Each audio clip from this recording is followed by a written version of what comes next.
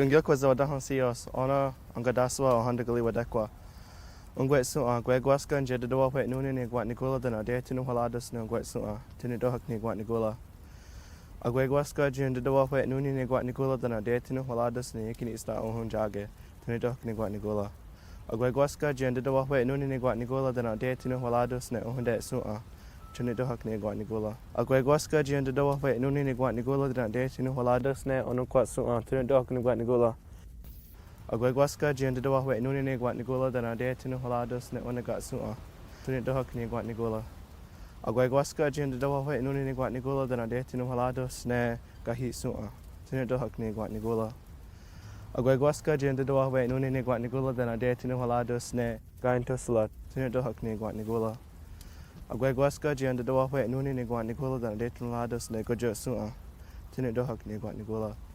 Agwegwaska nje dedowa wet nuni ni gwat nigula dana de tinu haladas na gondilio tinu dohak ni gwat nigula. Agwegwaska nje dedowa wet nuni ni gwat nigula dana de tinu haladas na ogwile su'a tinu dohak ni gwat nigula. Agwegwaska nje dedowa wet nuni ni gwat nigula dana de tinu haladas na ojido angoa tinu dohak ni gwat nigula.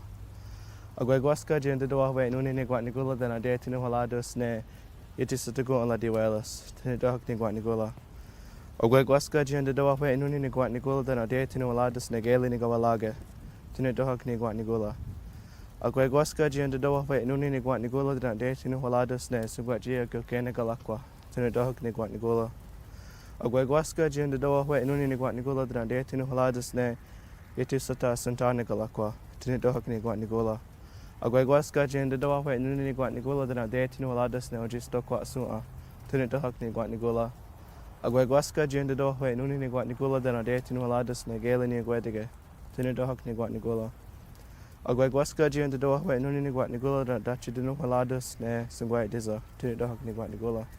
Ona wakali waho dungo nuwa ni dizlada dogat tena zike nigoha nisigi aizoda sundala aizawasa tinu dohak ni gwat nigula.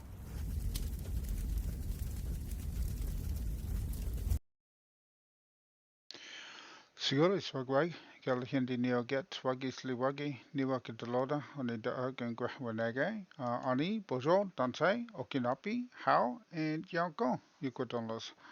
So we are about 5 minutes away from start time. Um,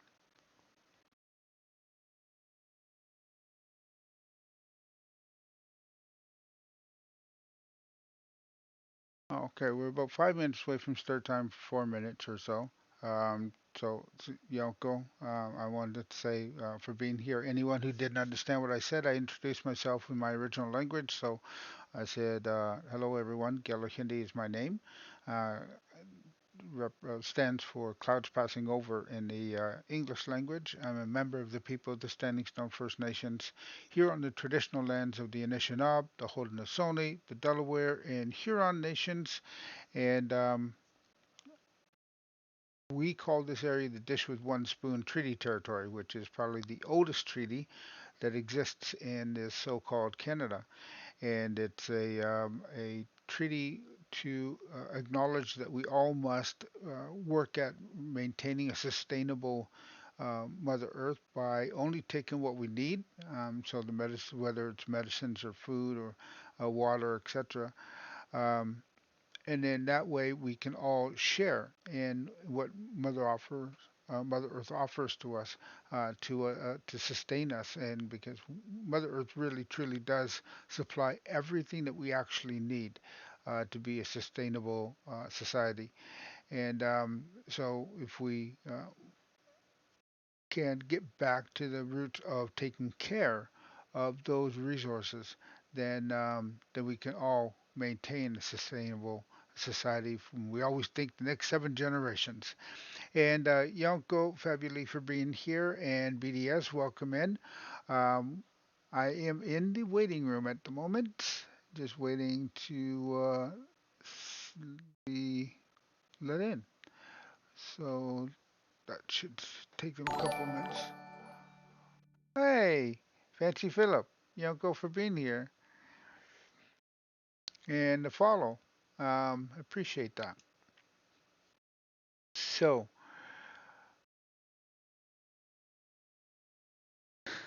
yeah, I know.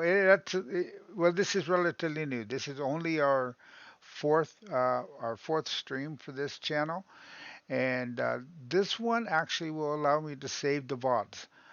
So whenever, if you happen to miss one, or you come in part way, or even if you just want to rewatch one, um, I can save VODs for up to 7 days. Once I become affiliate, then I'll be able to save them for 14 days. Um, and then we'll kind of go from there. So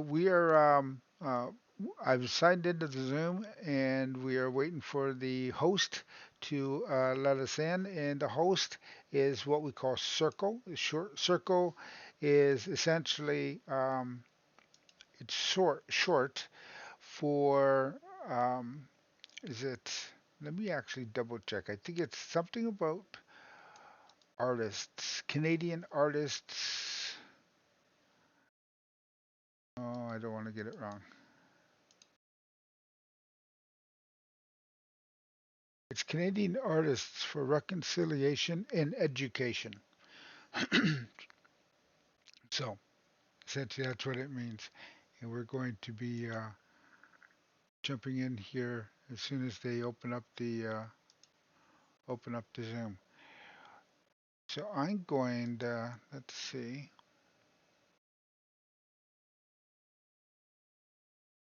Do I still see me? Yeah, you can still see me. Um, so again, we're just waiting for them to allow us in.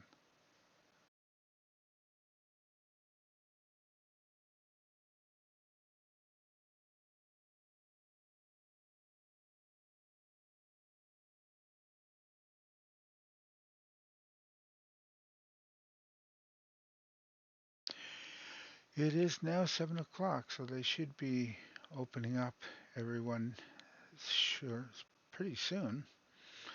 I'm kind of surprised they're waiting. I'm just one of those people who like to jump in ahead of things and ensure that I'm never the kind of last one in, so to speak.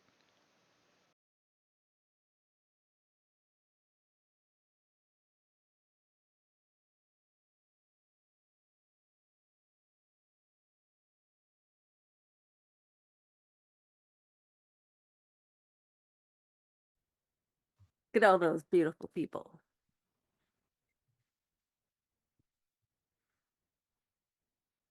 Hi, Ivan. Long time no see. Jennifer. Yes. Sego, hello, welcome.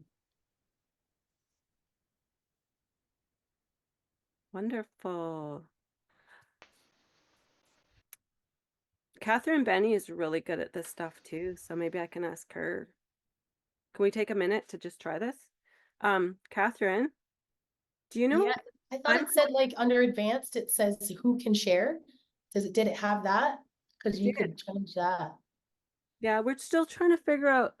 We want Layla to be able to share her a video, to be a co-host, and it just It'll only let me be a host. oh, I think I just did it. Oh, I think I did. Did I? yeah. See, Got Catherine, it. good luck. Yeah, I can share my screen now. And then if the sound is weird, you have to go up to live performance audio and either turn it on or off. I can't remember which one. Oh, Up on the right. top left-hand corner of your screen. Audio. On. Is it on? Thank you. So Layla, you would turn that on yours when you're sharing. Okay. Okay. Hello, everybody. I think we're. Sorry. Here we go. Who is talking? It was me. Sorry.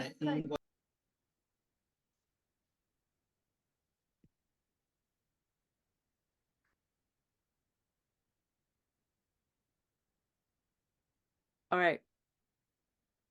Shall we give just a couple minutes? We could sit here and ponder the day. Ponder the day. I literally, can I tell you something quick? Because as I'm letting other people in the room, I locked myself out of the house at like 3 o'clock, like 2:45. And then I was freaking out because I had no keys for my car, no keys for anything. And we had to get the neighbor to come and break into our house, which doesn't feel very safe, but she was able to. Anyways, here I am. I'm so happy that it all worked out and super excited to have Layla Staats with us today. And we have a bit of a way that we're gonna do this. So I'm gonna hand it over to, who did we decide? Maria? I'm happy to do it.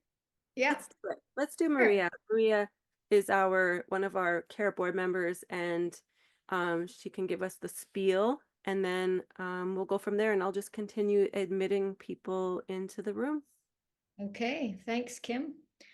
I will give you the spiel. Welcome. Welcome to our first circle talk of this fall. My name is Maria Dunn. I'm a member of the board for CARE. I'm honored to be coming to you from Treaty 6 territory, Amiskwaciwâskahikan, Beaver Hills House in Nehiawewan, the language of Cree people, otherwise known as Edmonton. It's the traditional lands and gathering place and current lands and gathering place of many diverse Indigenous peoples. Nehiawak, Dene, Niitsitapi, Nakota Sioux, Saulteaux, Métis, and Inuit peoples. I already told you my name, but Maria Dunn Nitsigason, Scotland Utinia, Maga Amiskwaciwâskahikanich Niwigan. As an immigrant settler to this land, it's my responsibility to understand the truth of colonization and to work towards reckoning, conciliation, and equity with all people in my community. And being involved as a volunteer board member with CARE is one of those ways that I am trying to do the work. Our CARE website is careartistsforreconciliation.ca. And thanks so much to Reverend Bob Fillier, who has done a lot of the work on that. Our purpose, Canadian Artists for Reconciliation and Education, is a nonprofit society registered in BC that came together after the revelation of unmarked graves at Kamloops, the Secwépemc, in May of 2021. Our purpose is to hold safe spaces for Indigenous people to share their stories while educating the public in all matters of the truth regarding Indigenous and settler history while nurturing acts of reconciliation. The way that we're going to proceed with today's session, we're going to start recording so that we can make the video available later on our website if Layla gives us permission, for those who could not attend today. For the first hour, we are so honored to have Layla Staats as our guest speaker, who will share her story. Then we'll have about 15 minutes of question and answer with our guest. Then we will stop the recording to allow some off-camera sharing for up to another 15 minutes. And during the Q&A and the sharing, we want to ensure that this is a safe space for everyone and that conversations and sharing are respectful and loving. If anyone says anything that's not safe or that is abusive, we will block you. We will block them. We present this session with gratitude for generous support from BC Touring Council, Integris Credit Union, and the Prince George Folkfest Society.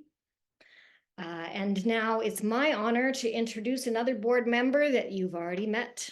Those of you right in on the session, Kim Gucci, who is a wonderful artist and musician herself, and who is our cultural advisor. And Kim will introduce our special guest. Merci, Natalia, Maria. So I'm gonna hit record because I have the power to do so.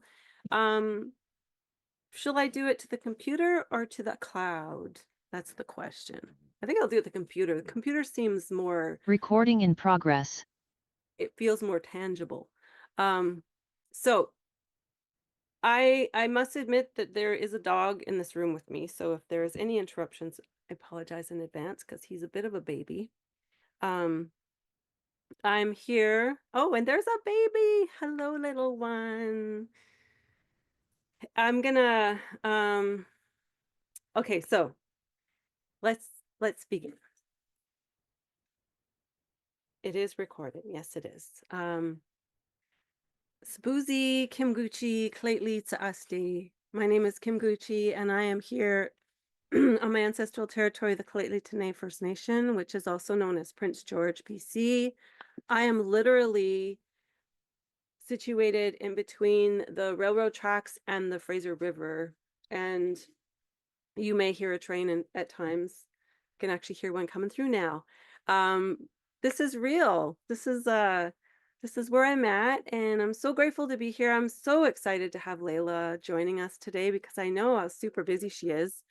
I do believe I've been following, I have been following her socials, and she's currently filming today an Iron Workers documentary, and reminded me so much of our dear friend Elenice Abonsawin. I love seeing that Layla's picking up and walking in those moccasins. That makes me so happy. Among other things, Layla is from the Six Nations. She is a land defender, a musician, an activist, a filmmaker, and just an all-around incredible human being. And we are so delighted to have her joining us today. So please, let's give our attention to Layla Staats. Nyawagoa.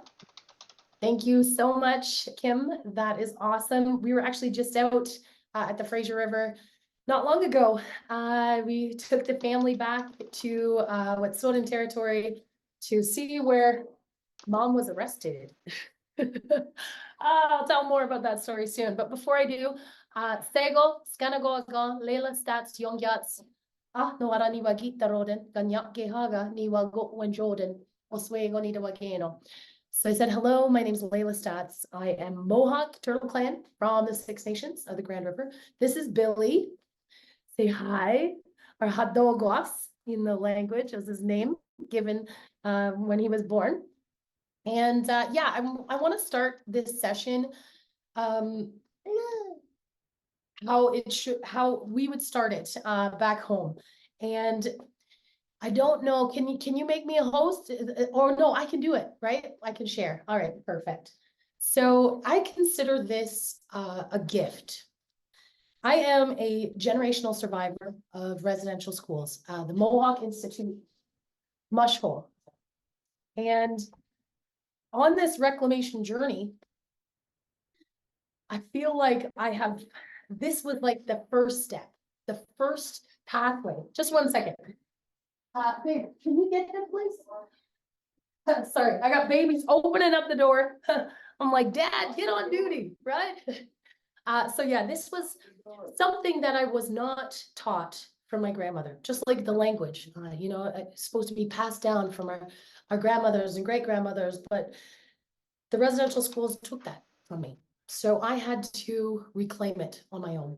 And one of the things that I feel like is the gift that started this journey is called the Ojeda Garawedegua, which means the words before all else. And you think about even just that translation, the words before all else. Nothing. Oh no, now he's mad because he can't be on the Zoom. Nothing would begin without first acknowledging this, I guess you could call it a prayer, this opening. You wouldn't have a meeting, a ceremony, a gathering. Every single day started this way. And when I'm in the Longhouse, it's funny, I asked my kids, we were on a virtual workshop for Orange Shirt Day. And I asked them, I said, how long is the opening at Longhouse? And they said, 5 hours. Because it is very long. We acknowledge every level of life and creation. But it was that important that you wouldn't begin without doing that. So I worked with an elder in my community, Dayahunde Miller, and we created a shorter version.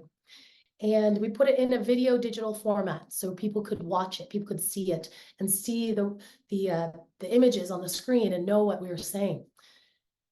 I think it's 2.5 minutes long. So can I get your commitment to spend 2.5 minutes staying in your focused gratitude, putting your energy towards your relationship, your love, your thankfulness, and your connection to the living world around you? Just get like a yes in the chat or something. Yeah, okay, right on. So I will share this with you. And then afterwards, I asked Dayahunde, I said, what should we do with this video? What do we do with it now? And he said, give it away.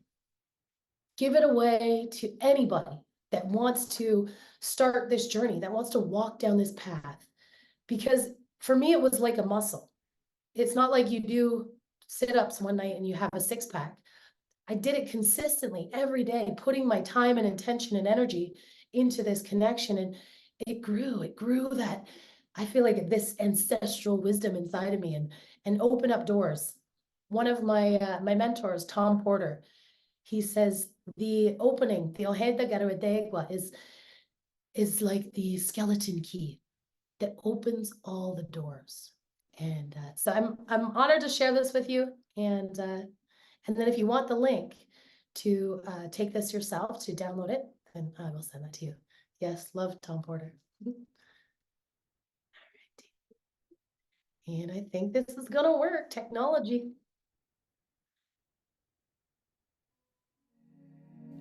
Daye tina warado ne ungwai sua.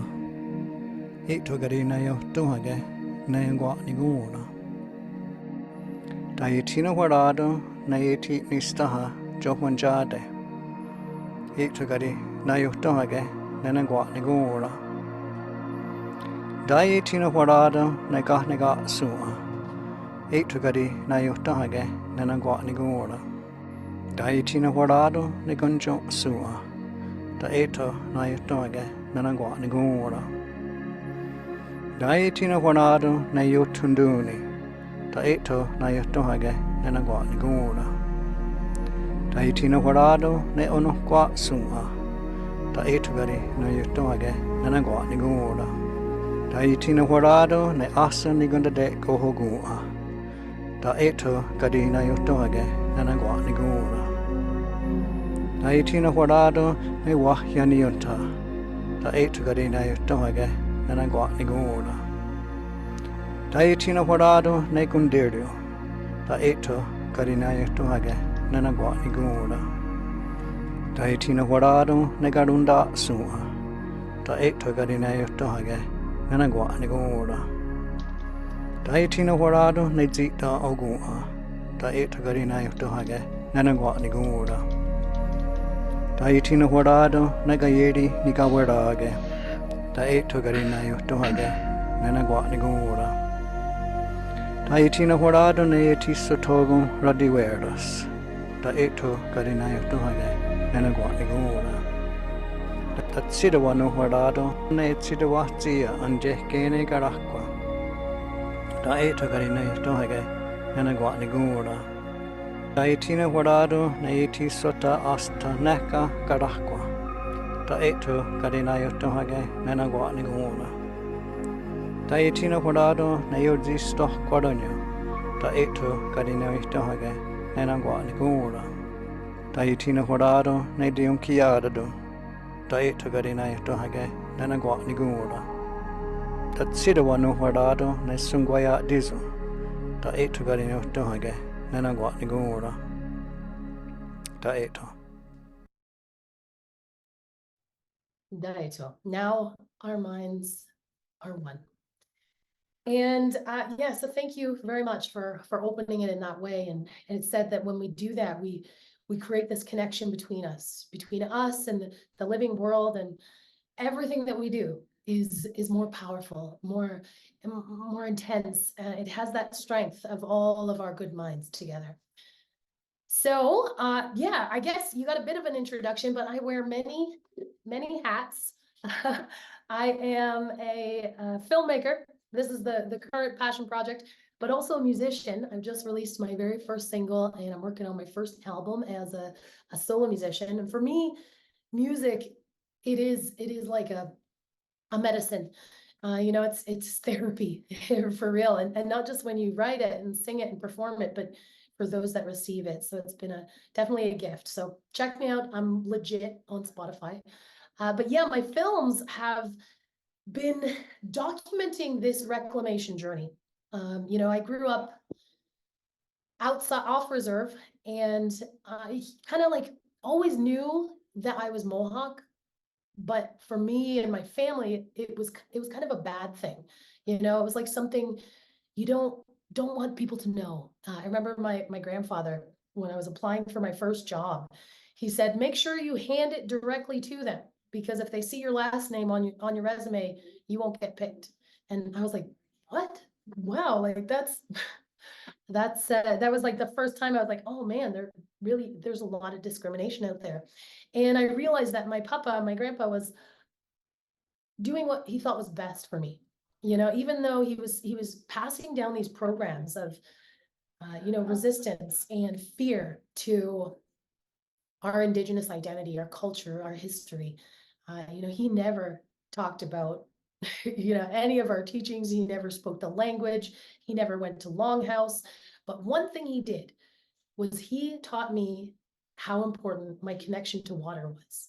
And I remember when I was little, he dug all these ponds, and there was like 4 ponds on our land, and he built these houses, and all these houses ran off these ponds, and then he started to dig these ponds for other people in our community.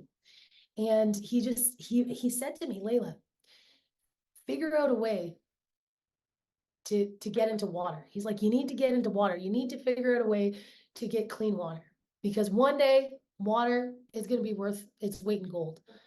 And I remember him saying that, and he wanted me to be like a marine biologist and like go get a degree, and kind of a different path I took, but yeah, still protecting the water. So my documentaries, my first one, I made it by myself.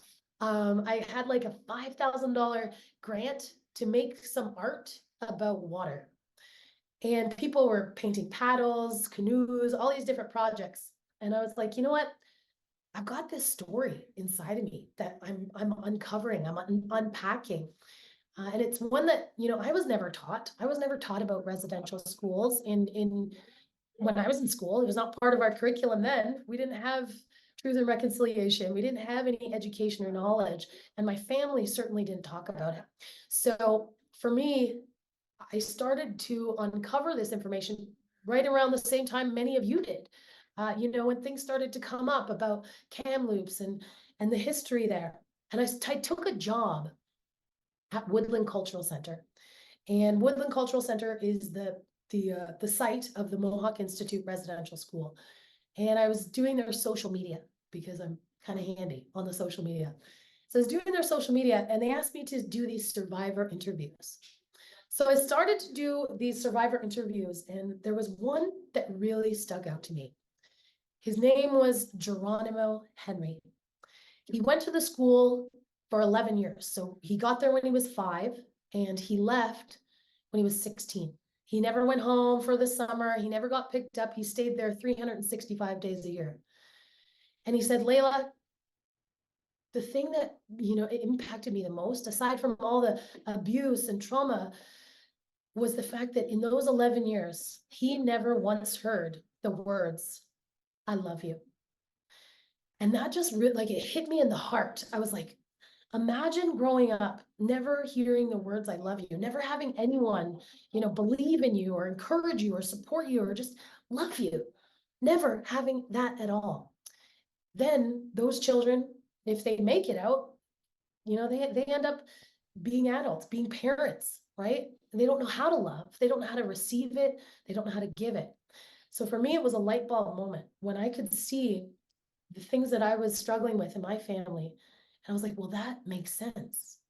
That's why my mother and my grandfather have such issues, communicating love or talking about our feelings or, I always wished, I was like, why's my mom so mean? All these other kids have really nice moms that call them sweetheart and honey and, send them on their way with love. And my mom was just very strong, very, like she would die for me, but, she was very strong. And yeah, I remember as a kid, I was like, I wish my mom would stroke my hair and sing me to sleep at night. And I just had this vision of that. And I would actually lay in bed and I would just stroke my own hair till I fell asleep and just pretend that, I had that in my world. So for me, that hearing that story from Geronimo, it was like a healing moment because I realized all this time it wasn't me. It wasn't that my mom didn't love me. It wasn't that anything wrong with me. It was something that was taught. It was something that was passed down. It was this generational trauma that she had not healed from. So that was an empowering moment and it kind of sparked my first documentary, Blood and Water, where I talk about these traumas. I talk about generational trauma right now because we think of residential schools happened, so long ago. But the effects, the impacts are still being felt. We are still learning how to love. I'm learning every single day to heal those wounds. And I make a conscious effort every single night. I sing my kids asleep and they know that they get songs at night. They know. It's funny because sometimes they'll be like, other kids at school, their moms don't sing to them. And I had this one little boy over, Austin, my son's friend, and he said, could you sing to me tonight? And he's like, I wish my parents sang to me. And it was just so sweet. And I was like, of course I'll sing to you. So I would sing like our songs, our longhouse songs, our social songs. And yeah, they, so it's something small, but it's this path forward. And yeah, so I've been screening that film. It's only 20 minutes long. So it's a really good kind of opener for a lot of our workshops and school talks and organizations. I mean, everything from kindergarten to university classes. But it sparked this journey of me, wanting to really listen to what was in here. I was like, okay, I'm starting to feel this path. I'm starting to understand I was meant for something, like what is it? And always came back to the water. So my second documentary was a real actual documentary with a full camera crew, and we were on set and we had call sheets and all the official filming stuff. And it's called Boil Alert. It's not available anywhere in the public. However, I do have a secret streaming link that I will share if you email me, laylastats@gmail.com, and promise me not to share it and not to get it out there. I could be in trouble. But for me, it was like, I can't wait for any, Netflix deal or Crave deal. I need people to hear these stories now. I went on a journey to 7 different First Nations communities that struggle with boil water advisories, and sharing their insecurities, sharing their issues, sitting at their tables and living on their in their res. Like, we didn't leave at the end of the day and go to our hotel. We lived on the res. We lived in a house, that was there, and fully understood this concept of not having access to clean water. So I want to share with you guys a quick, let me see, make sure I have it all pulled up. Get everything ready here. A quick clip from the film so you can check it out and see what it was all about. So one of the interesting things, does anybody remember? I don't know if it's the same in BC, but here in Ontario, do you remember during the pandemic when we ran out of toilet paper? Yeah, you remember? So, I mean, this is toilet paper, right? But there was this feel like people were like hoarding it. People were storing it in their basements and like fighting over it. Oh, you saw a boil alert. Awesome. And yeah, it was like, even though it's just toilet paper, it was kind of, it creates this fear or this head, like this anxiety inside of you to see empty shelves, to know that there's not enough of something, right? Now, imagine toilet paper is water and people are fighting over it. People are hoarding it. People, only certain people get access. There's a limited supply. Like, when you think of that, that's kind of like some crazy, scary, apocalyptic world way in the future. But that's life right now for a lot of these communities. Niskandiga. I say Niskandiga and nobody knows what the heck I'm talking about. Niskandiga is the longest boil water advisory in Canada, 28 years. And so, I'm talking to these kids and they have never known clean water. They have never known what it's like. And they said to me, Layla, we feel like we don't exist. No one's coming to help us. No one's coming to fix it. Nobody even knows it's happening. Nobody even knows we're here. And for me, that wasn't good enough. There is no child in this country that should feel like they don't exist, like they are invisible, especially our Indigenous children. They mattered. And the chief, when I sat at in his kitchen table, he shared with me, he was on the phone, but then the camera turned off. And there was all these like magical conversations that happened when the cameras were off. And so I could tell like he still had stuff to say. You could see him carrying something. So I just sat with him and chatted. And he said, Layla, I've issued a state of emergency for a community. And it's not because of the water. It's because of the youth suicide. He says, I have performed CPR on 26 youth in this community, and I have not saved one. And you could just see this weight this man was carrying, trying to keep his people alive, trying to help them to prosper and to, succeed in life, but knowing that, they don't even have basic human rights, water access. So yeah, I really want you to see the film, but I'll share a little clip from it, and then we'll come back and chat about it. Here it is. I was seen as an outsider coming in to the reserve. I was an outsider everywhere. They call it the Red Road when you start to learn about your Indigenous culture. C.I.R.C.L.E, Layla Black Youngyats, Anawara, Ni Wagi Daroden, Ganyak Gehaga. I'm Ganyak Gehaga. I'm Mohawk. I am Mohawk. My papa always said, whoever has the clean water at the end, they're the ones that are going to thrive. Make sure that you figure out a way to get clean water. I'm looking at boil water advisories and I see every single one, First Nations, First Nations, First Nations, First Nations. And I just hear my papa in my head saying, now's the time. Our people need clean water. My hope for this journey is to understand why this is happening, as well as to discover who I am as an Indigenous woman, finding that voice within myself.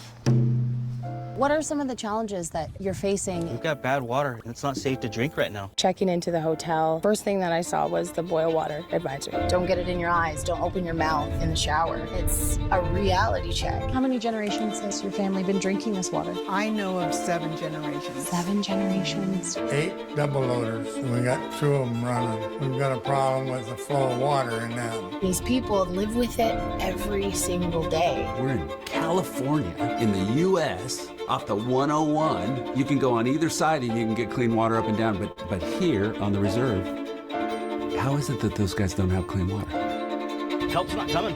Never has. What's your position here? I'm the acting water supervisor. Who does all the testing? I do. How many people do you have working here? Currently 2. We just got a new guy yesterday. This is where they dispose of the uranium? A lot of the Navajos that lived along it are now dead from cancer. That's why you don't hear about it.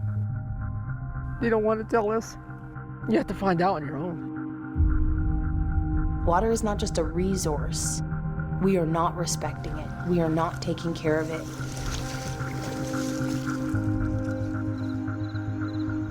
These things were told to me by the elders. Maybe in your time, you'll see this, you'll see that. So I've been watching the earth and the vegetation and the birds, the insects. All of those things are telling me there are strange things happening. It's not like how it used to be.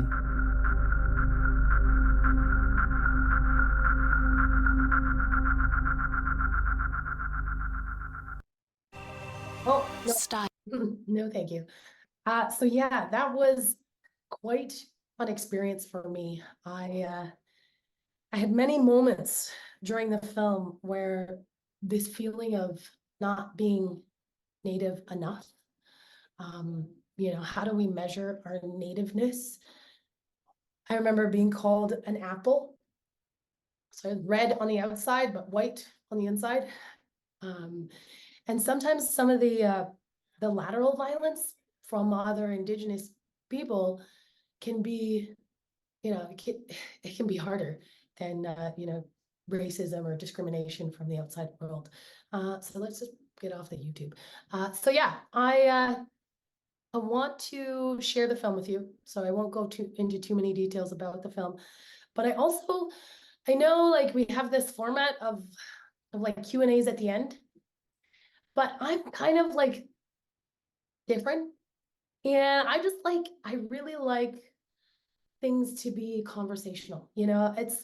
I am not this, magic Mohawk woman that has all the answers, but I will do my best in everything that I can share with you along the way. But if something comes up for you, or like you want to share, or you have a question, there's no issues in just stopping on screens and saying, hey, I got a question, or hey, something you said made a difference to me. So I really like that you said that, Layla, because this sort of started during the pandemic, so we weren't like getting together. Plus it just opens it up and allows so many people that don't have to travel to like participate. And we started sort of as a sharing circle format, and then we turned it into a circle talk. So we do want to invite that, like, okay, here we've lit the fire, everybody gather around and let's talk about this. So thank you so much for opening up that invitation. Yeah, for sure. It's funny because I made my first documentary, that Blood and Water, with that grant, and I thought, I didn't think anybody was going to watch it. I didn't think it was going to actually be shown anywhere. But I knew that it was part of my healing journey, was to understand my own story and tell it, say it out loud. There's a medicine, there's a reason why storytelling, why sharing is so important, like these circles. And it's such an integral part of Indigenous identity, is because there's this healing power that comes, healing and learning. So, just me telling my story, saying it out loud, looking at it from, a perspective of looking back at my story, these have healing properties. If you go to therapy or counseling or anything like that, they'll tell you to, write out the story and really understand it and take yourself out of it and look at it. So that was really powerful for me to create that documentary. But then I started showing it to people, and people were like, that's my story. And they're like, you're telling my story too. So there is, there's this power that happens when we tell our stories. I've been doing this workshop for youngsters called the Hero's Journey. And so we map out their hero's journey. We map out their story. If they were going to make a little mini documentary, what would that look like? What would they tell? And that's been really, really powerful. Oh, I have some questions here. I can't read them. Can you guys see them? Yeah, it says, Layla, I would like to hear your response. What do you say to non-Indigenous people who ask, why are we still talking about historical issues when we didn't do anything? So why can't we move on? It's not like we deal with this today. Yeah, that's a really great point. So if we look at the statistics, because someone like that, they obviously, they're like, well, show me numbers and facts and stats. If we look at the statistics of our over incarceration rate, how many Indigenous people are in jail right now? If we look at the statistics of children in foster care, children in the system, we look at statistics of Indigenous women being murdered. This is today. These are not ancient statistics. These are today. So you're seeing these impacts of residential schools. And even though it's something in the history that happened a long time ago, it's important for us to understand. And also though, when I'm confronted by people that, have that perspective, I don't really put a lot of my energy into that. Because there are so many people that are ready to learn. There's so many people that want this path of reconciliation, that truly, feel that. So that's where I want to focus. That's where I'm not going to try and convince, someone with, a racist or discriminatory mentality to steal my energy, because my energy is precious, so it's not really put there to convince anybody. Awesome. So I am going to pull over to my PowerPoint here. It just kind of helps me keep on track because I can go off on tangents for a long time. Okay, so Maria put up the link to your boil alert trailer. Just, that just went up in the chat. Okay. So I think one of the, let me just pull it here. There we go. So we talked about the Thanksgiving address. Layla, I'm sorry, could I interrupt just for 1 second? Yeah, of course. For folks that don't know, if you're not seeing the screen share as your full screen, if you go up to the top right-hand corner of your screen where it says view and click on that and then click on speaker, then when Layla's talking, she will come up as the major part of your screen. Just want to make sure everybody understands that. Sorry for the interruption. Yeah, no worries. Thank you. Yeah, so we talked about this and I'm gonna come back to it because I get asked all the time, how did you start down this red road? People have a lot of fear about going back to their culture, not being native enough, and I definitely had that fear. I remember I went to, I think it was a Women's Day event at the community center at Six Nations. And I was so nervous, I was just like, I didn't know if I'd be welcome. I didn't go to school out there. I didn't know anybody from my community. So I just showed up there and I sat at the table alone. And an elder went to the front of the room and he started to say these words.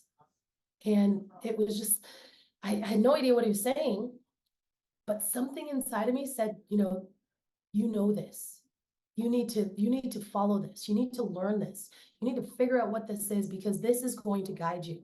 And it was just such a strong feeling of like, you need to follow this. You need to know more. And I remember this lady was sitting at the table next to me, and I was like, oh my gosh, I need to ask her what this is. I have to ask what this, what he's saying. But everything in me was like, no, they're gonna know that you don't know it, and they're gonna make fun of you or whatever. All this fear of like what people will think. But my desire and this feeling that I was getting from spirit, from creator, was bigger. And so I said, I was like, excuse me, like, what did he just say? And she kind of looked at me like, the opening, the Thanksgiving address. I was like, oh, okay, thank you. I'm like, I know, whatever, you don't have to be nice about it. I just needed to know that so I can go on this path. And that's when I started to learn. I was like, okay, well, I'm going to find out what this is. I'm going to find out why we say it. I'm going to find out what words, we're saying there. And I'm going to go down this path. And so that really was, my first step. And now actually I'm just about to record a version with the Canadian Indigenous Language Commission. And we are going to do a version of the opening in song. So it's pretty cool. They've got languages from all of the nations, and I am the Mohawk. So I was like, oh yeah, so this has really helped me to not only submerge myself in it, but also to learn it myself. And I've been putting this off for way too long to be able to say the opening. And this opportunity to, record this song just came, and I was like, okay, time to learn it. Time to learn these words, say these words out loud. So that's exciting. Okay, who is Layla? Oh, we gotta go back to that picture. I think like, who is Layla Staats? I'm still figuring that out. But I know more than I did back then. I understand where I come from. I understand my relationship and my responsibility to the world around me and my place. So for me, that has been the big thing. I never really felt like I fit in anywhere. I wasn't accepted on the reserve because, I didn't grow up out there. I didn't go to Longhouse. I didn't speak my language. I didn't have my Indian name. I didn't have all these things that made me Native or accepted. And then I also wasn't accepted, in my school in town, in the city, because I looked different, because, I was a little chubbier with a round face, and I was smart. So just like a true target for bullying. So it was like this place of like, where do I belong? Where am I supposed to be? Where am I going to go where I feel like this is it, Layla, you were meant to be here? And so along this journey of the last 3 years, I feel like I found that. I feel like, connecting, like I swear, I can hear the water. I can hear it crying out and like saying, protect me, help me, crying out for help. And, it's just, it's not like just something in my head. It's like a true feeling of that voice. So the journey has put me in some interesting places.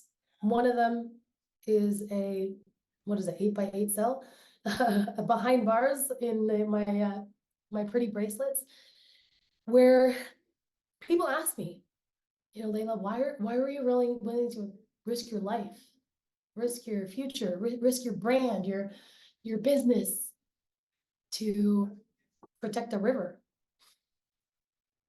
And like I said, that relationship with the water is alive. This is something that is not taught to us in school. We know that water, boils at 100 degrees Celsius. It freezes at 0. It can be ice, it can be steam, it can be liquid. It's part of the photosynthesis, processes and all these systems. But nobody says water is alive. It is a living entity. And so this concept and understanding that water is alive. I'm a little bit of a science nerd. I don't know if we have any other science nerds out there, but I like science because it proves facts, right? It's not hypothetical. It just is. It is.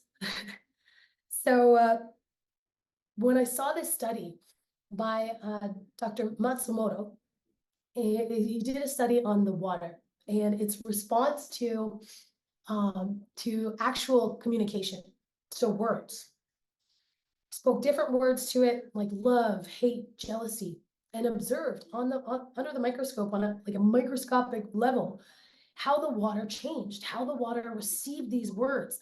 There's another study that shows that water remembers. It has like this memory, this photographic memory, and it blows my mind. I'm like, yes, science is proving our ancestral ancient teachings, which is so powerful. So why would you risk your life to protect the water? Well, it's part of my family. It's, it's like if it was my mother, if it was my brother or my sister that was being attacked and beaten and poisoned and killed, what would I do? I would defend them. I would resist, I would stand, I would fight with every last drop of me. So the water, it's the same thing. It's the same thing. And I remember actually, no, I'll just send you the link. There's a link that I did, a video I did about after I got out of jail, after I was released. And it talks about that arrest and that whole experience. It's also in Boil Alert. So, there's a full film that has me being arrested in it. But I think when I think back to that moment, when I think back to that bridge,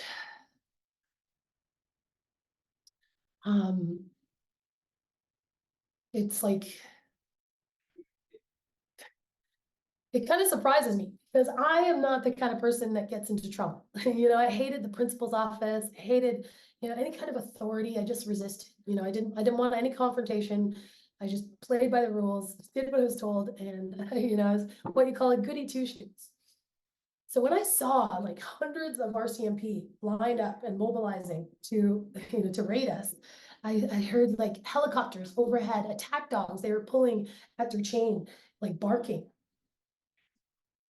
Automatic weapons and sniper rifles like pointed at me. Like all this, I'm like, man, Layla, you are gonna be in trouble. This is serious trouble. This is like, what are your kids gonna think? What are your kids' teachers? I'm gonna be the mom that picks up their kids and they'll be like, oh, that's the lady that was arrested. She went to jail. She's got a criminal record. And so yeah, it was just like those thoughts going through my head. But then, as I see Canadian law, I see Canada coming towards me. I see the law that I'm supposed to live by coming at me with guns. It was just like, I asked myself in that moment, whose laws do you live by? And I could feel it, that law of the land, that law coming up through my feet into my body. Like, if I don't do this, I have to think of my kids. I'm doing this for my kids. That's not a reason to stop. So yeah, I stood there and I was arrested. And it's funny because actually in my court procedures, my charges got changed from civil to criminal charges. And they said in my disclosure, one of the reasons was because I was using my networks and platforms and influence to encourage people to break the law. So, when I'm talking to a kindergarten class, I am not encouraging them to break the law. I'm not encouraging anyone to break the law. What I'm encouraging you to do is question it. Question it. Don't just simply accept it because it is the law, but look, is this right or is it wrong? And if it's not right, if the laws are not right, then we must speak up. We must resist. We must say, no, no pipeline shall pass here. You know, it was said in the by the Wet'suwet'en hereditary chiefs in their feast hall, in their ceremonies, they all agreed no pipeline shall pass through our territory. So for me, that's a higher law. That's a law that goes back centuries. You know, that's a law that's fused with power of spirit and people and connection, not a law that's written by, you know, the hand of some corporation. You know, so again, I'm not encouraging you to break any laws. I'm just encouraging you to question them. And for me, when I see a community 28 years on boil water advisory, and then the government wants to build a road through their community to get to their resource, to mine, you know, open pit mining up in the Ring of Fire. You know, it's like you've ignored this community for 28 years. Now all of a sudden you want something from them, you know, so you're willing to put some intention there. So I feel like even just the simple fact of teaching people that the water is alive, that it hears us, that it is actually a friend to you. You know, every time I would come home from a different location, I would go back to my papa's pond and I would just sit there and I would, you know, share. I'm like, man, this has been tough. You know, like I need some help. I wrote some amazing songs there, you know, saying, hey, I'm struggling. I need something. Just 3 little chords and a song was written. So yeah, the water is a friend. And if I can teach, you know, a kindergarten and they're like, oh, Miss Staats, I sang for the water. Or I said hi to the water when I drove past with my family and I made my mom and dad say hi too. You know, that little change in how we see it, it's alive, it knows us. You know, those kids are going to grow up to be civil engineers, water treatment operators, entrepreneurs, maybe politicians, right? And if they know the water's alive, they've known it since kindergarten, they've known, you know, that can change things. And then maybe that's just my little hope. But also, you know, my partner, he grew up on the reserve. He grew up down below in these schools. And he says, you know, I may not have running water or like indoor plumbing, but he's like, I feel like I'm the privileged one. Because every morning we said that opening. It was drilled into us that was the most important thing. And I said, well, every morning at my school, I stood up and sang to O Canada, you know, sang to this flag of a country that, you know, lied to me, that arrested me, that, you know, abused and tormented my ancestors. And I sang for them every morning, you know, so it's like this different perspective of, he's like, well, who really was the privileged one? I was like, yeah, you're right. You know, I wish that I'd learned this when I was younger, but it's not too late now. You know, I feel like it's never too late. So these are just this is the bridge. So I was standing on the bridge, you know, Auntie Janet there. I can see me in the middle. I've got my face covered. They say no face, no case, but yeah, Auntie Janet, she, they call her the maniac matriarch because she just is not afraid of cops. And I remember her stick there. She's like, if those dogs come near me, I'm gonna hit them with my effing stick. And she's just amazing. You can check her out in the film as well.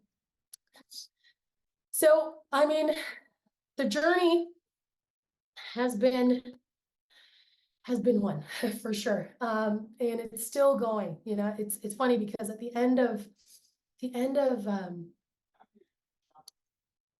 the documentary, you know, I'm kind of like, I guess, positioned as this hero, right? Like I come out on the other side and, you know, I have this new awakening and understanding, but for me, it's every day. It's still happening every day. As I'm realizing, you know, as you unpack things, you don't always unpack it all. And so after the film was done, you know, I've kind of been just laying low. I also had a crazy house fire like last year in June, and my house burned down. And it was literally 2 weeks after our last filming day. So we were filming some final shots at my house and getting some footage and 2 weeks after my house burned down. And I felt like it was a sign. You know, at first I was like, I am like a turtle without my shell. You know, I'm turtle clan. And I was like, I just feel lost. Like I feel like I don't know where to go. And I was living with my in-laws and, you know, in a trailer, and just my stuff was, any stuff that I had was, you know, gone, or if I had it, it was like dispersed in different places. And I guess through that experience of really understanding the value, the true value of stuff, you know, and what's really important, I realized I am a turtle, and a turtle carries their shell on their back anywhere they go. They have their home. It is right here, right inside of me. And yeah, it was a hard year, but it was, you know, I've learned so much. And so now my house is rebuilt. We moved back in, and yeah, it's just been, you know, things are starting to change. I've got some new projects, the album, and this new documentary about Indigenous iron workers. And so I'm going to be 1,000 feet in the air filming tomorrow. It's going to be crazy. But yeah, so lots of exciting stuff. And I am going to pass it to you. Now this is your turn. I've talked enough. I've shared enough. I want to hear from you, and just share some dialogue. Don't everybody go at once though. Yeah, everybody, we welcome you to, let's get this, I'm gonna unpin you, and let's get us into somewhat of a gallery view. And please feel free to unmute yourself and speak up, because that would be just wonderful, I think, to hear from you, to hear your voices. Because your voice matters, you know. It's like we think we're just one little voice, and I feel like that's like colonialism trying to program us to take away our power. It's like, you're just one, you don't really matter, you're just a one. They just put us in this little one box, but really we are one. We are one, which is like ultimate power. So yeah, share your voice. Ultimately, yes. I'm gonna jump in and say Nyawa, Nyawagoa, because girl, how did you get in my head?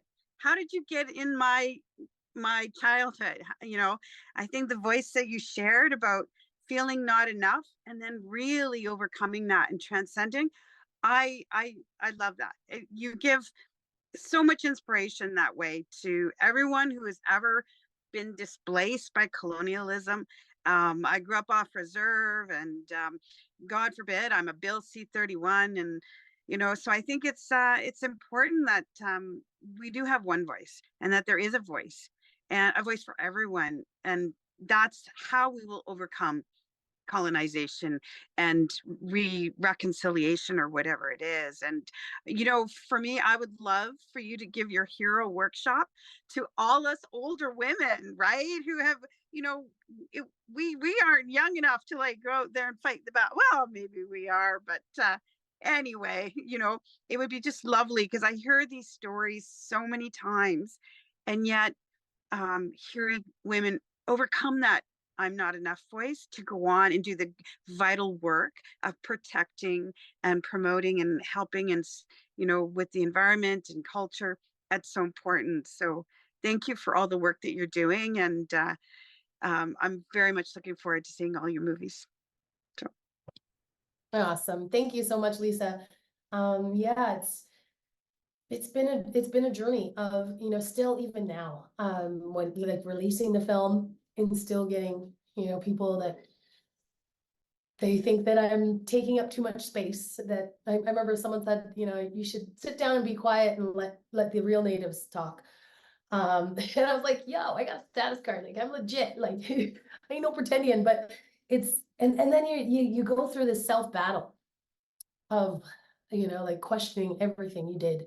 And but for me, I guess those moments of self battle, those self reflection moments where people are trying to knock me down, they ultimately make me stronger, because I have to look inside myself and like find it myself. You know, you're not going to get a pat on the back from the people in your community. That's okay. You're going to pat yourself on the back. You're going to see the true value of what you do, who you are.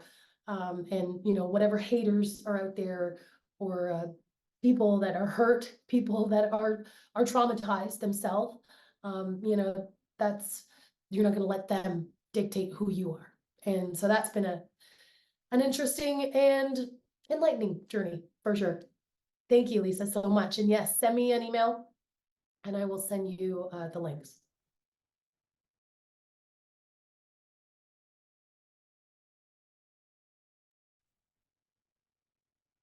Yep.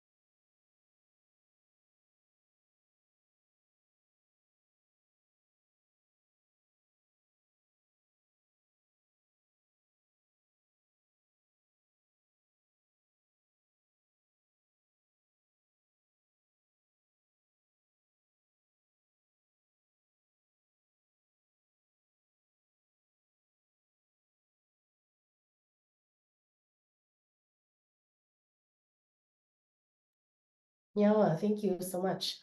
Yeah, I think it's kind of crazy, you know, to think of some of the statistics. And for me, what, like the children, the children, they, you know, they just they get to me in my heart. And you know, there's like 3 people in my film Boil Alert that have passed away. Either from suicide, um, drugs overdose, or a car crash, drunk driving car crash. And, you know, I'm like, wow, like we just released this like a year ago, and there's already 3 people, but that's normal. Like, it's normal in our communities to be faced with death all the time. It's normal to, you know, have funerals to go to, like all summer long, more funerals than weddings. So it's, for me, it's like these kids, we have an opportunity. We have an opportunity to, you know, show them that they matter, show them that they do exist and they are essential.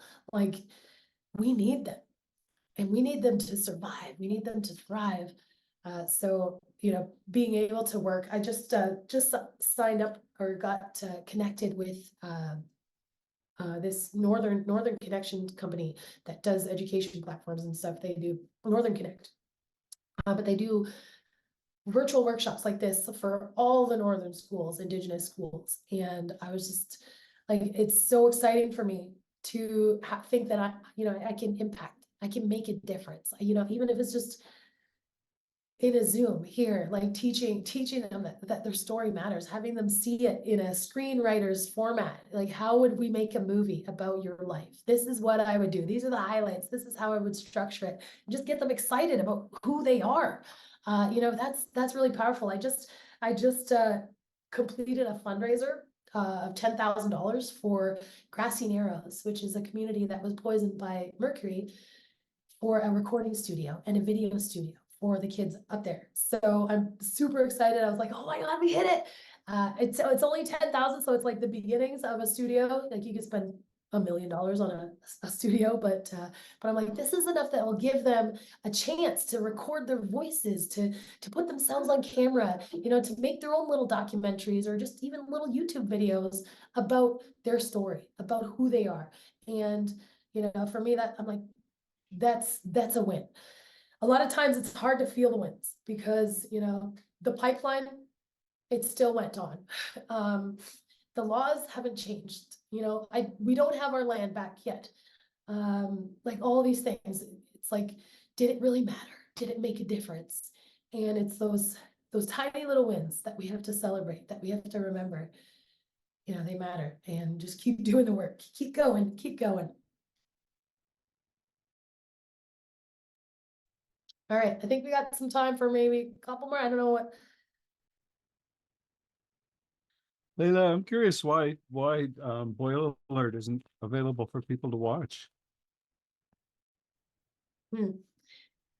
I will try, okay, to be as politically accurate as I can.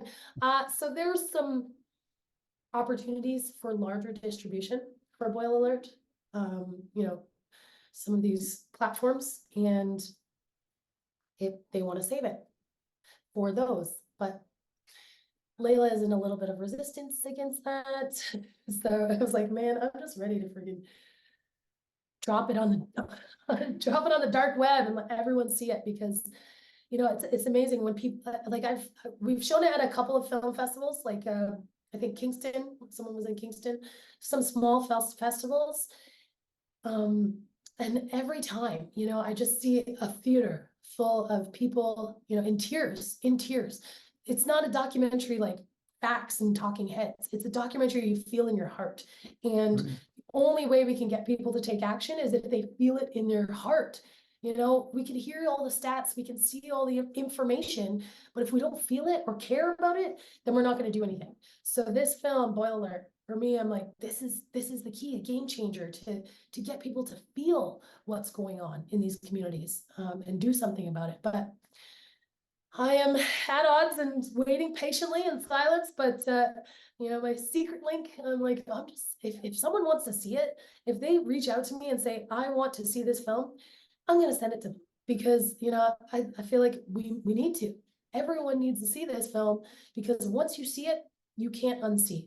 Once you know, you can't unknow. You can't go back to this world of, oblivion, where, oh, I didn't even know that Indigenous communities didn't have water. I'm like, no, you don't get to say that after you watch this film. You don't get to say that, because now you know. So what are you going to do with that information?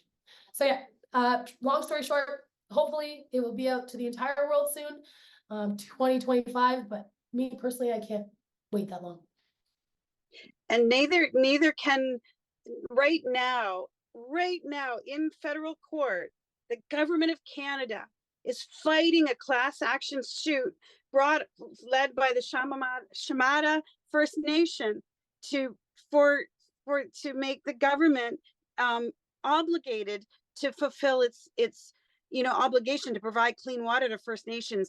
And our federal government right now is fighting that obligation, saying there is no legal obligation to provide clean water on First Nation communities. The communities that they force people into on lands that they forced people to call reserves, and after stealing all the lands, the federal government is right there right now saying they don't have any legal obligation to provide clean water. And so this movie has to get out right now. It's so important, and it's so important for everyone. Google that law case and write to everybody that you can and tell them that this is just such bullshit. And it's our bullshit that we living in Canada, we're paying our taxes. We can tell people where we want them to go, you know? Anyway, sorry, I kind of got a bit upset about that. But. No, I appreciate it. I like to hear the passion. That's passion. That's That's fire. I hope I'm not jumping in out of turn here. Being the host, I feel like I should just let everybody else talk, but I'm being so I don't know, like you're telling my story, Layla. Like right where I live right now, I'm on the reserve. I live at C.I.R.C.L.E on the south side of the reservation. There's a water treatment plant going in on the north side, but we don't have a bridge, so we don't get the water. I don't drink water out of my tap, and I live like 22 kilometers from the city. I can walk down the road to my friend's house in the C.I.R.C.L.E town site and turn on her tap and drink her water, but I cannot do that in my own community because we're on the reservation and we fall under I.S.C., Indigenous Services Canada, and all the red tape that goes with us trying to get any services out of them is just absolutely ludicrous and so annoying. Yeah, so I mean, we deal with these 5-gallon jugs all the time. So now we're also, you know, being filled with microplastics. Nobody cares. Nobody cares. Yeah, it's real and it's upsetting, and I'm just I'm blown away by your work, by your courage, by your bravery, the fact that you're a musician, the fact that you have filmmaking, like just from the little bit that I've seen, you are like, you're gonna blow up. You're gonna blow up. And you know, I don't know too many people that would allow themselves to be arrested. That doesn't exist on a day-to-day. So I'm blown away. I'm blown away by your story about how you even talk about, you know, not knowing who you are, you know, about being afraid to look like you can't understand the language because you don't want people to think, oh, well, maybe they will think I'm not from here or I don't know. Like, you're telling my story. It's just blowing my mind. And you're telling all of our stories. You're telling so many of our stories. And that's the beauty of being an artist. And I just want to tell you that I absolutely love you. I love what you're doing. And I just I can see you. I see what you're doing. I see your passion. I see your heart as a mother, as just a human being. And I just want to say to base Nachalia from the bottom of my heart. No, thank you so much. Yeah, it's like all of our stories matter, you know, and I understand the story of, you know, the Indigenous person that wants to protect their culture and that wants to, you know, preserve it and has been fighting to even keep it in existence for, you know, 500 years. You know, I understand that I understand that position, but also, and there's a place for that. There is a place, you know, there are some things that are sacred. There are some things that you don't put out there on the internet. There are some things you don't take pictures, you don't, you know, take your camera into you know, the longhouse and record the words. But there's also this desperate need for us to pass on this knowledge. And something like gratitude and our relationship and our responsibility to the world, you know, this is a lesson that every human of our human race needs to understand. And it's, you know, for me, sharing the Ojeda Garibadegua, you know, some people have got mad. And some people are like, that's ours. How could you give that away? How could you share that? You know, we got to protect that. But for me, it's like, do we want to protect that, or do we want to protect, you know, Mother Earth? Do we want to survive and be able to have those 7 generations that are still drinking water, still breathing air, still seeing living trees? You know, for me, that was more important. And when I asked Dayande, my elder, and he said that, he's like, give it away, just give it away for free. I was like, okay, at least someone understands, you know. And so there's this, I feel like I have to have an understanding of the lateral violence that I face and realize where it comes from. And it's not about me, you know, it's about their hurts, which makes it easier. But also, you know, I have this, like, I don't know if it's just this this like motto or like this thing inside of me where it's like, if something scares me, if it's in front of me and it's scary, there's no way I'm gonna back down. You know, I know that fear is where I'm gonna grow. And so when I was sitting at the table and I knew that asking that lady what he was saying, asking that lady what this speech was, you know, I knew I was so afraid, like, you don't understand. Well, if you're an Indigenous person that's been, you know, disconnected from your culture, then you understand. But if you don't, it's like this resistance of, you know, will I be accepted? Am I good enough? Am I Native enough? And, you know, just, it was, everything was going on in my head. But I was like, no, you're afraid because you're supposed to go that way. You're afraid because there's something for you there. And so I was like, I'm gonna ask her. I'm just gonna ask her what, it's not gonna kill me. She might give me a dirty look. She might like sneer at me, but I have to, you know, creator is telling me, ask the question, feel the fear, do it anyways. Like chase where your calling is leading you and don't let anything stop you. So, yeah. I do have to get going soon because I have a meeting with my film crew team. They're all out there, but you know, I'm a real person. You know, I answer my own Instagram, my own Facebook, and, you know, send me a message, talk to me. I would love to hear your questions or something you didn't get a chance to ask or say. I'm all for it. Let's take, to be respectful of your time, let's take one more question from Corey, and then Layla, I would encourage you to download the chat because there was some comments and such in there as well if you wish to do that. But Corey. I don't really have a question. I just have a comment. My heart is just so filled with your passion and your encouragement and your, you know, making us all try to be more brave in the world. And I just love that. I mean, I want to be arrested. I've been wanting to be arrested for a long time, but you've encouraged me now to really, you know, to really go after that. But I'm just I've got some calls out. So some things are happening, some things are in motion where I could make that happen. I just want to thank you for, you know, just being here and just, you know, educating my, I'm going to say small white ass because it's still pretty small, but thank you, Layla, for all of your words and your passion. Thank you. You're welcome. Thank you for being here and you know, making it a priority to go down this path. It's funny because I used to do the virtual tours during the pandemic for Woodland Cultural Center. So I did these virtual tours of the residential school. And it was when I was just like starting on this journey, and it was so heavy. You know, at the end of this tour, like I would just, people would be in tears. I would be in tears. Like it was just so hard. And I was like, man, there's gotta be a different way. Like this is too much for me. I can't do this every Wednesday. You know, it's just, it's so heavy to carry. And so, you know, I think that I've just tried to shift my perspective into one of hope. And, you know, it's not about shaming, you know, non-Indigenous people. It's not about, you know, blaming you or blaming Canada or blaming anyone.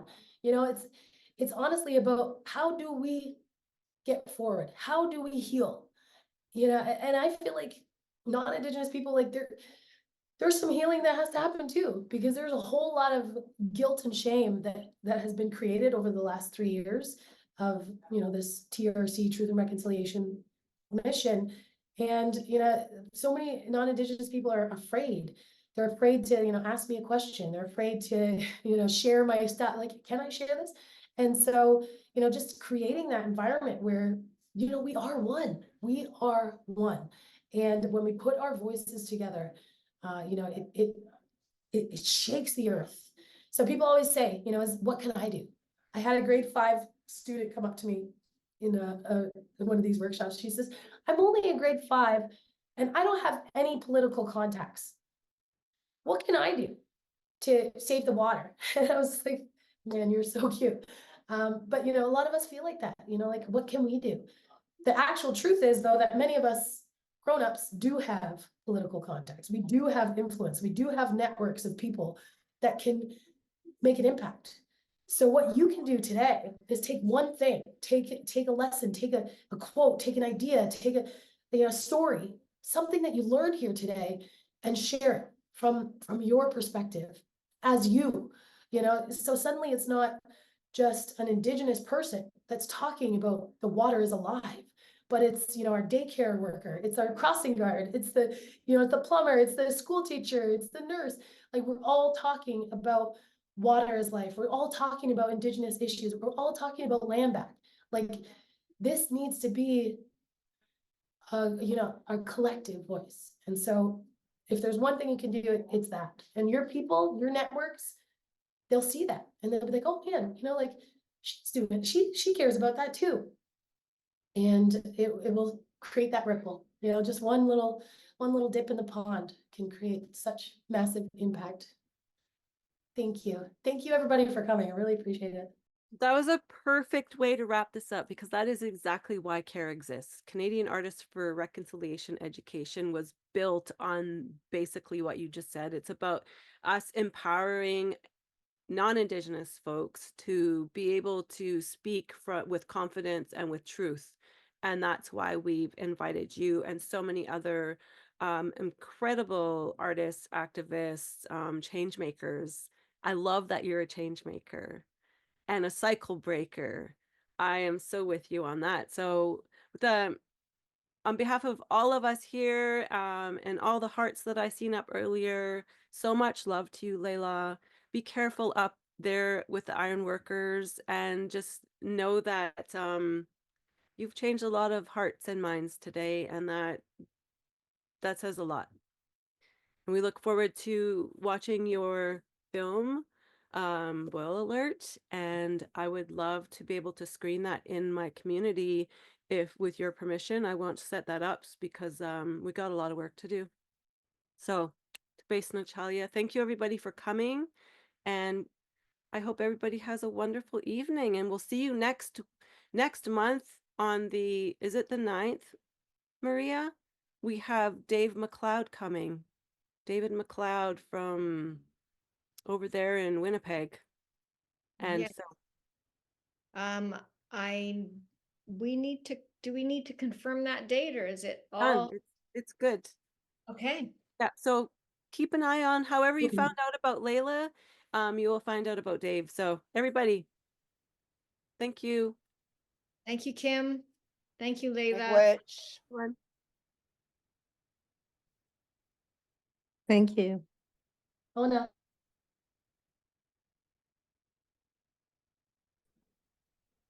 Sorry, I should have.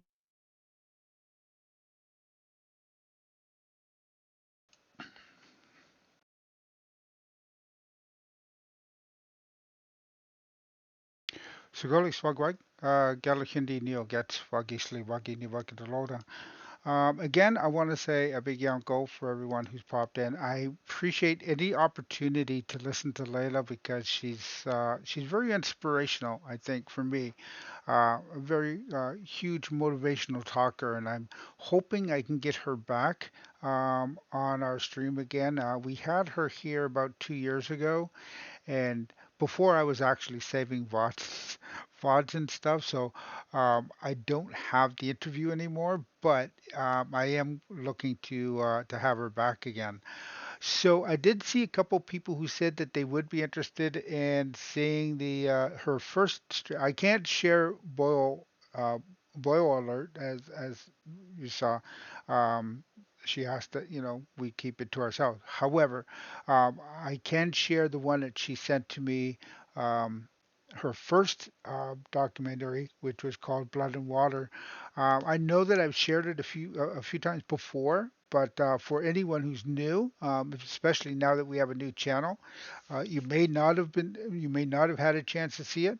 So I'm going to share that. Before I do that, I want to just quickly share a um, a song that Layla did uh, called "Song for Colonizers."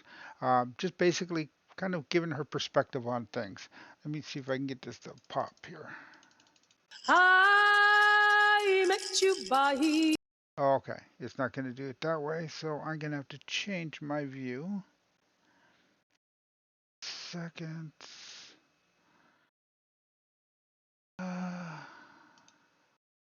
There we go. I met you by the riverside, the quiet riot burning in the night. I caught your eye along the line, along the spine of a big black snake. Tried to steal our mother's blood, tried to bleed us dry, stole our daughters from their fathers, left our sons to die. Tried to steal our mother's blood, tried to bleed her dry, stole our daughters from their fathers, left our sons to die. We found God alone, far deep within the pine. We found peace and quiet, deep within their violence. We found God alone, far deep within the pine. Tell those colonizers, love is colorblind. Yeah.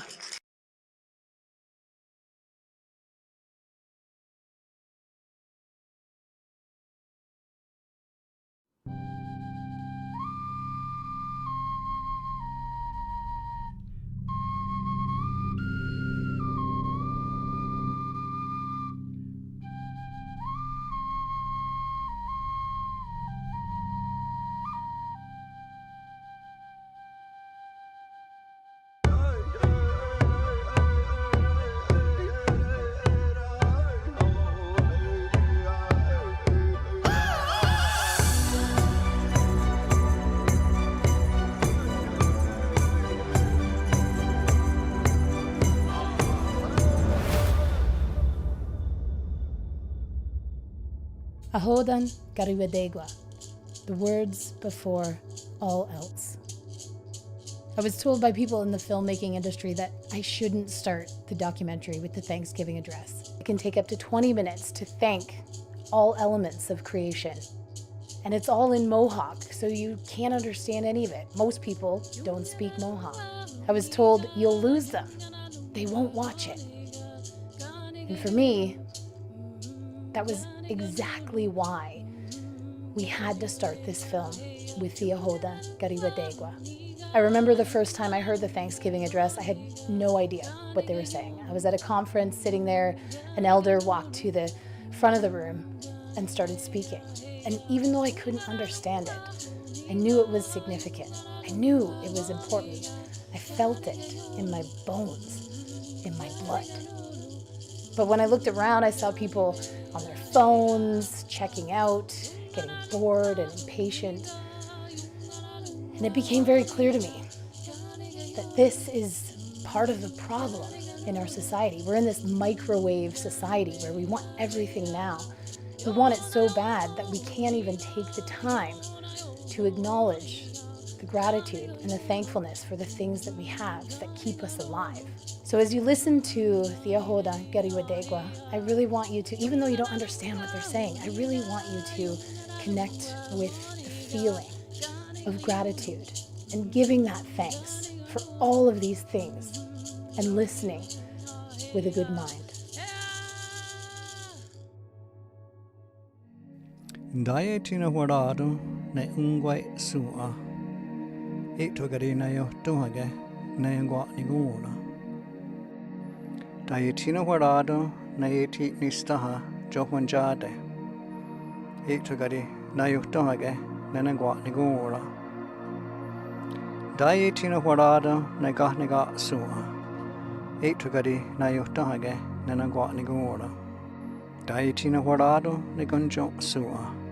Da eto na yotoge na nangwa nigura. Da etina wanado na yotunduni. Da eto na yotoge na nangwa nigura. Da etina warado na ono kwa sua. Da eto gari na yotoge na nangwa nigura. Da etina warado na asa nigunda de kohogua. Da eto gari na yotoge na nangwa nigura. Da etina warado ne wahyaniota. Da etugari na yotohage na nangwa niguna. Da etina warado ne gundirio. Da eto gari na yotohage na nangwa niguna. Da etina warado ne garunda sua. ta e to gari na yo to hage nana gwa ni gora ta e tina horado ne zita ogu ta e to gari na yo to hage nana gwa ni gora ta e tina horado na ga yeri ni ga wera hage ta e to gari na yo to hage nana gwa ni gora ta e tina horado ne e ti sotogo radi weras ta e to gari na yo to hage nana gwa ni gora ta tsidawa no horado ne tsidawa tia anje kene garakwa ta e to gari na yo to hage nana gwa ni gora ta e tina horado ne e ti sota asta neka garakwa ta e to gari na yo to hage nana gwa ni gora ta e tina horado ne yo di sto quadonyo ta e to gari na yo to hage nana gwa ni gora ta e tina horado ne di un kiado ta e to gari na yo to hage nana gwa ni gora ta tsidawa no horado ne sungwaya dizo ta e to gari na yo to hage nana gwa ni gora ta e to C.I.R.C.E Layla Black Young Yats, Anuwari, Niwagi, Daroden, Ganyake Haga, Niwagon, Wandroden, Oswego Nida Wageno. Hello, my name is Layla Black. I'm Mohawk Turtle Clan from Six Nations. Mohawk Turtle Clan. But I never really knew what that meant. My Riga'on and Kega'on are generational survivors of the residential school. It was only recently when we made this decision to reclaim our Haudenosaunee identity, our language, our culture, that we started to become aware of just how impacted we had been from this ongoing trauma of residential schools. And as we begin to understand what we didn't know, it also became apparent that some things we didn't need to learn. We didn't have to be taught these things because they were in our blood all along. And one of those lessons was our connection to the water. It's literally in our blood.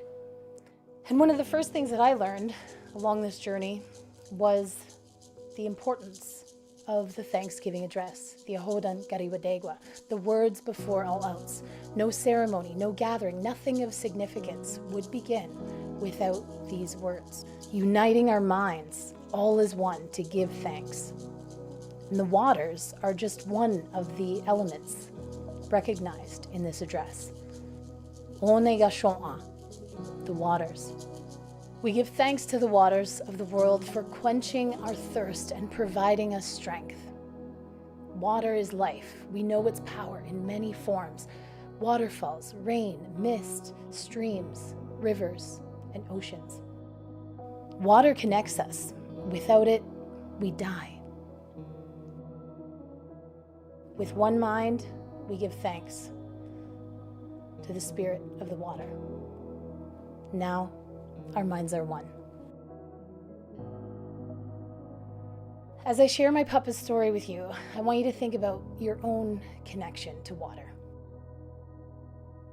Feel it flow within you. Feel it pulse in your veins, in your blood. So let's go back to where my relationship with water first started. C.I.R.C.E Staats, the son of Ernest and Susan Staats, the grandson of Christine Staats. My middle name is Christine, after her. Christine was a student at the Mohawk Institute Residential School. I never knew her, but I feel like I still carry her with me. And one of the things I definitely feel is the trauma. I remember stories of her being passed down, of her escaping from the windows and scaling the walls just to get away. Instead of passing down a gift of culture and language and this beautiful tradition to her children and her grandchildren, like the Creator intended, she passed down a coat of shame. She literally had the Indian beat out of her, and that trauma trickled down through our family. The love that one gets from a parent, Christine never had, never learned how to experience, how to share it. Imagine that. As a child, never feeling love, never experiencing love. And that pattern continues through generations. My papa's childhood was cold and hard. Because of that residential school, he didn't know his language, he didn't know his culture, he didn't know anything that I'm about to share with you here in this video. And I always saw him as kind of afraid of it. He would tell us not to use our last name on our resume because we wouldn't get the job. He would tell us not to tell people that we were Native, not to go to the reserve because it was dangerous. He cast that code of shame down to us, his grandchildren.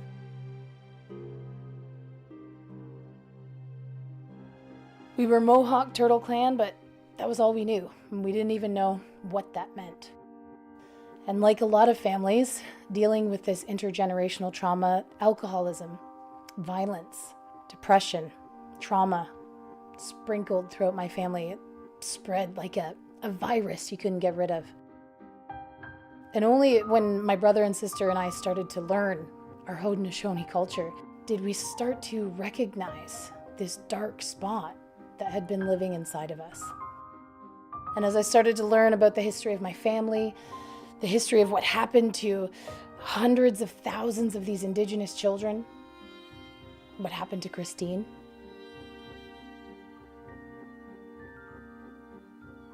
I started to understand those feelings of not belonging. I started to understand that pain and anger I was carrying around. And I really started to get it. And thus started my healing journey. My papa may have never taught me the Ahodan Gariwadegwa. He didn't show me the ceremonies. He didn't show me the history of the Ganyakehaga. But one thing he did teach me was the relationship and responsibility that I had to water. As I look back now, I see residential schools, they may have cut their hair off. They may have taken their names and give them numbers, taken their language. But even through that coat of shame, my papa felt the water. It was alive to him. It was alive inside of him. And he passed that on to me. Nyawagoa, Gord. Every morning he'd wake up at dawn and he would walk this land. He dug these ponds on this land so that future generations of his family would always have access to water. He spoke at conferences in our nation's capital about how these ponds could help Indigenous communities that didn't have access to water. He dug ponds for other people in the community. Water is in our blood, and I come to these spots to see through all of that trauma that was passed down to me and heal with the water. We all have different connections with the water. Different, yet the same. To me, the water is almost like a physical manifestation of spirit. You can see spirit flowing down beside you. For me, whenever I'm feeling, down or lost, or I just have a question, I just go and I sit by the water and I just listen, and it all comes and it all just feels right. I grew up on an island in the middle of the Atlantic Ocean, and when I left, I remember dreaming about it. And I still dream about it decades later, because the water that I grew up around was also in my blood. Water is what makes up most of your body. So it's outside of you and it's alive and well, just like your body is. So you can literally see the spirit in the water as it's flowing. The Grand River has been an integral part of the Haudenosaunee life. The city of Brantford and surrounding areas is on the traditional territory of the Anishinaabe, the Haudenosaunee, the Chippewa, and the Attawatam people. And the work we do, the activism, the learning, it will never be complete unless we acknowledge and remind ourselves and others that colonization is not just a thing of the past. We must acknowledge settlers have access to this land because of colonial violence. The Haldimand Treaty guaranteed the exclusive use of 950,000 acres, 6 miles along each side of the Grand River, to the Haudenosaunee people, to the members of Six Nations. To this day, through the process of colonialism, racism, genocide, settlers have secured 902,000 acres, leaving 48,000 acres for Six Nations. So we have to acknowledge the resilience of these Six Nations communities that have lived, loved, and resisted here forever. We acknowledge the resilience of this land. We acknowledge our role in decolonizing the mindset of the land we all call home now. And after all these broken treaties and stolen lands, still more than 50% of homes on Six Nations are running without running water. But who has the rights to these waters? The Haudenosaunee speak in terms of responsibility, respect to the water, not in terms of water rights. The law of the land is not of police and government, but it's a higher law. The original instructions, Ahodan Gariwadegwa. The Creator gave us this task as humans to recite the Thanksgiving address, which is a constant reminder of the early law of the land, to first give thanks. We believe that at one time all creatures, all living things could communicate, talk to each other, even the water. Today, the water's lost its ability, lost its voice, and it's the responsibility of the Haudenosaunee to uphold the voice of the water. It was passed down to us. So being the voice of the water, much different than owning it or having a right to it. What happens if we don't have enough water? What happens if we poison our water? What does our world look like?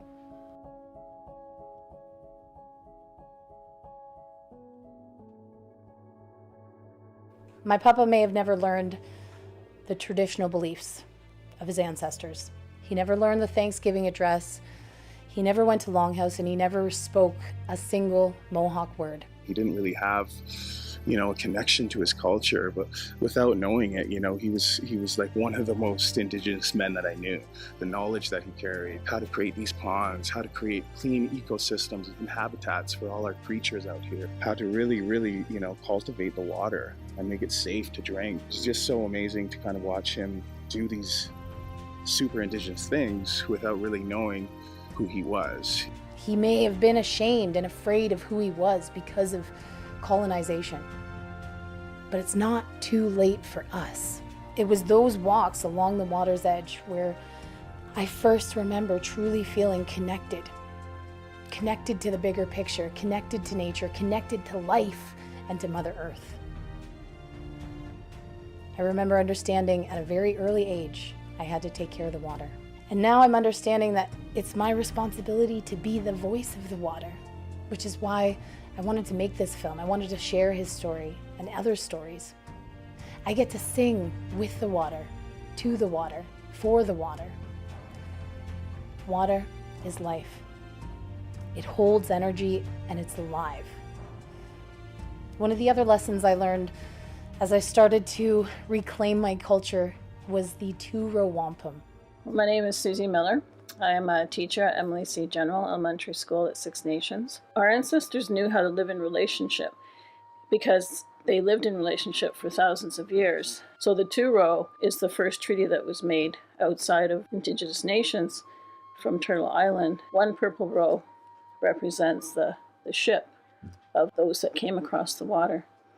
The other row represents the canoe of our ancestors traveling the waters. What those two rows do is they travel parallel down the river of life, side by side, without interfering. In this row in the ship, thinking and way of life tends to be linear. It's always progressing. In the canoe way of understanding, it's like a circle, it's a cycle, and everything is connected. This treaty, when it was made, it's a promise, and there was no end point because they said that as long as the grasses grow and the rivers flow, this treaty will be in existence, and it still exists today. How we are to be living in relationship with each other.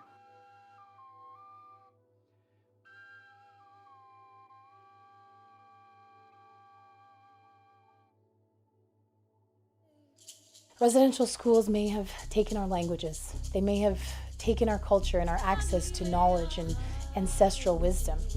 They may have caused trauma and pain that is still being felt today. But through all that, they could not take away my papa's connection to the water. It was inside of him all along. It's like it's inside of you. Thank you for spending this time with me and my papa and the water and my family. Water is life.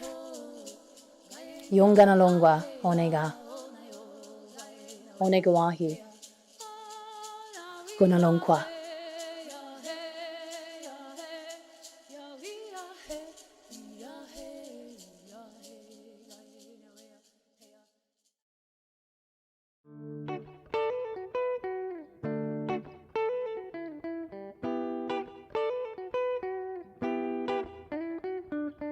This is for my bloodline, all my natives on the front line. Keep your money in your pipeline, cause nobody in their right mind. This is for my sisters, they were stolen and they're missing. And this is for my grandmother, and this is for your grandmother. Hit him with the water song, up G, yo.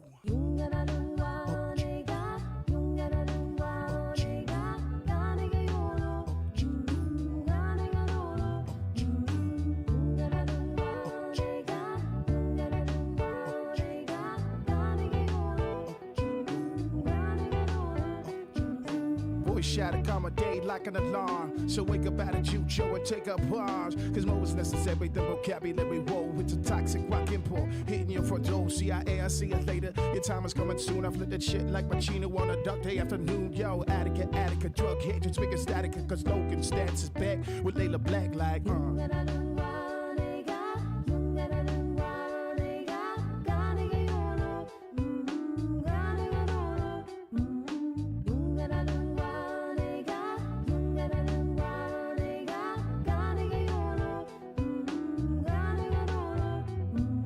It's getting hotter, so I need a little water. So hit it with the water song, up G, yo. Let me hit my water bomb, up G, yo. Hit me with the water song, up G, yo.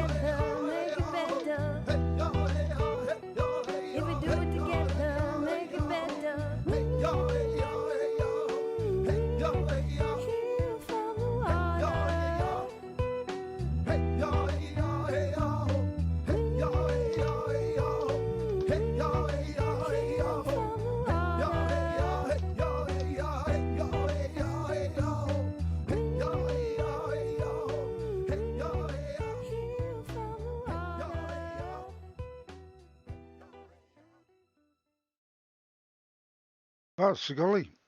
So like again, so that was called Blood and Water. That was the very first documentary that Layla Staats had released and put together. I think that she's such a powerful speaker. I love everything that she's been doing.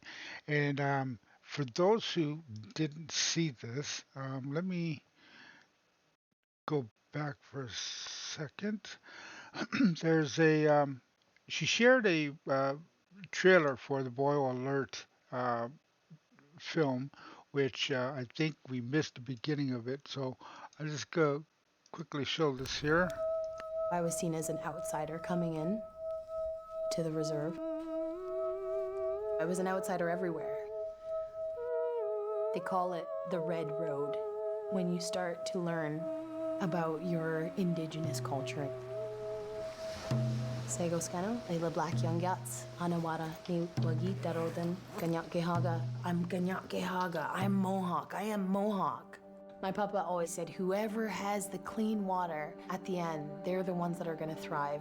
Make sure that you figure out a way to get clean water. I'm looking at boil water advisories and I see every single one First Nations, First Nations, First Nations, First Nations. And I just hear my papa in my head saying, now's the time. Our people need clean water. My hope for this journey is to understand why this is happening, as well as to discover who I am as an Indigenous woman, finding that voice within myself. What are some of the challenges that you're facing? We've got bad water, and it's not safe to drink right now. Checking into the hotel, first thing that I saw was the boil water advisory. Don't get it in your eyes. Don't open your mouth in the shower. It's a reality check. How many generations has your family been drinking this water? I know of 7 generations. 7 generations. 8 double loaders. We got 2 of them running. We've got a problem with the flow of water in them. These people live with it every single day. We're in California, in the U.S., off the 101. You can go on either side and you can get clean water up and down, but here on the reserve, how is it that those guys don't have clean water? Help's not coming. Never has. What's your position here? I'm the acting water supervisor. Who does all the testing? I do. How many people do you have working here? Currently 2. We just got a new guy yesterday. This is where they dispose of the uranium? A lot of the Navajos that lived along it are now dead from cancer. That's why you don't hear about it. They don't want to tell us. You have to find out on your own. Water is not just a resource. We are not respecting it. We are not taking care of it.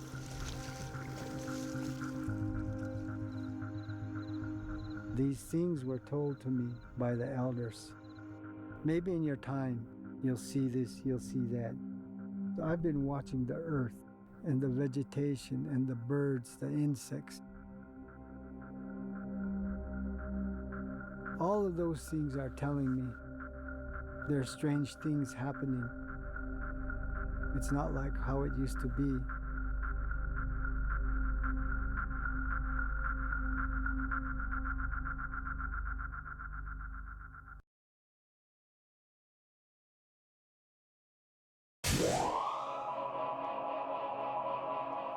Hi, we're band students. Welcome to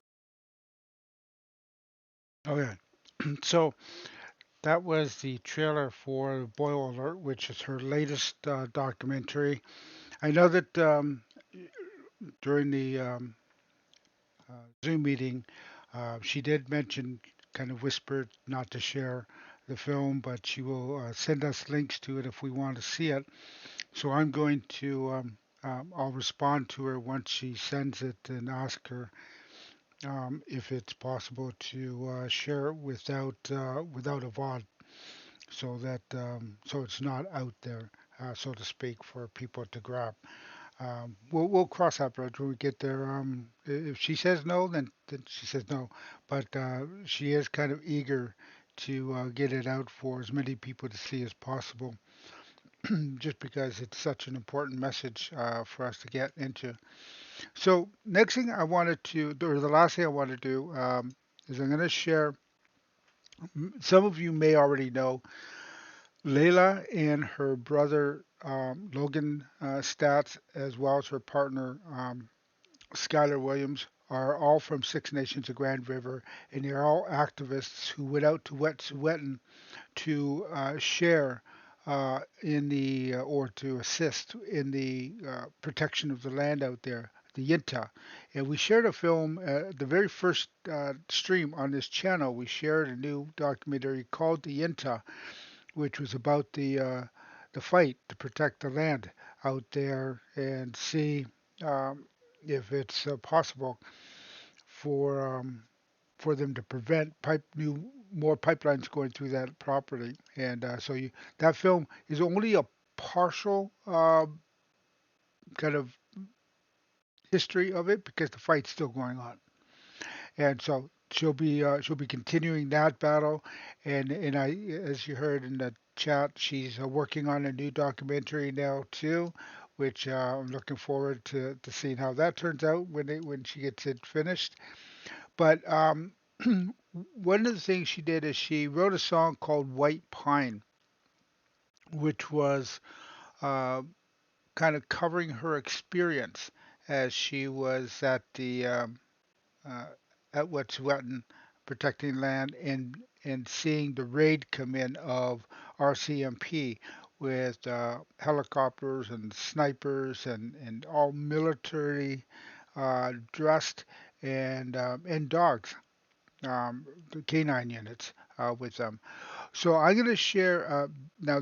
I have this is actually going to be a live version of the song, and so I haven't heard this yet. So I'm hoping the sound is good. If it's really bad, then we'll just go and do a studio version. But if it is, then we'll just keep on listening to this. And while it's playing, I'm going to look for someone to raid so that we can go share some love. So I don't have a lot of people on my list because this again is a new channel, but I have someone in mind if we could all go over and just again share in the love. So let me get this going here. This is White Pine.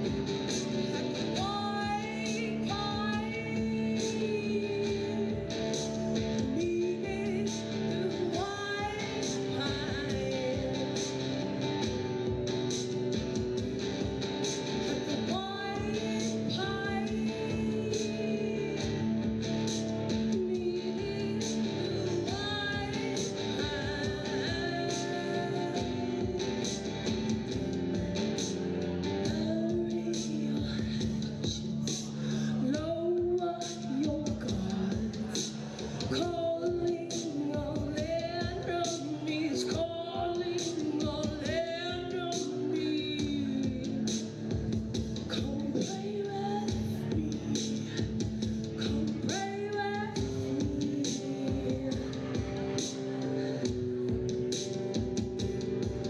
The white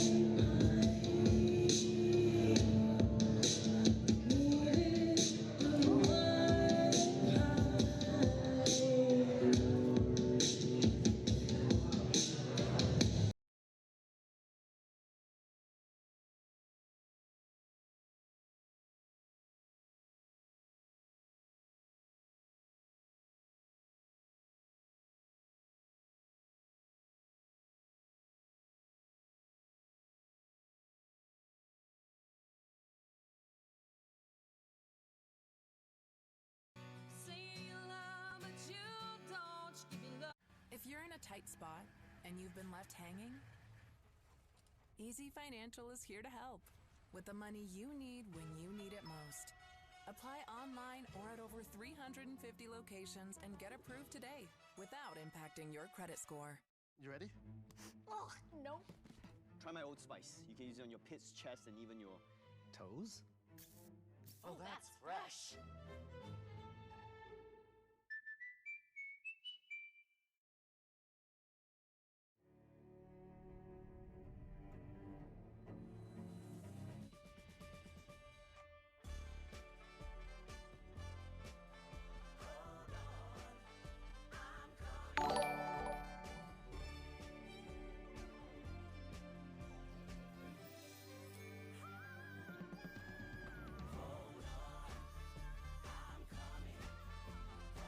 Dash that and more with DoorDash.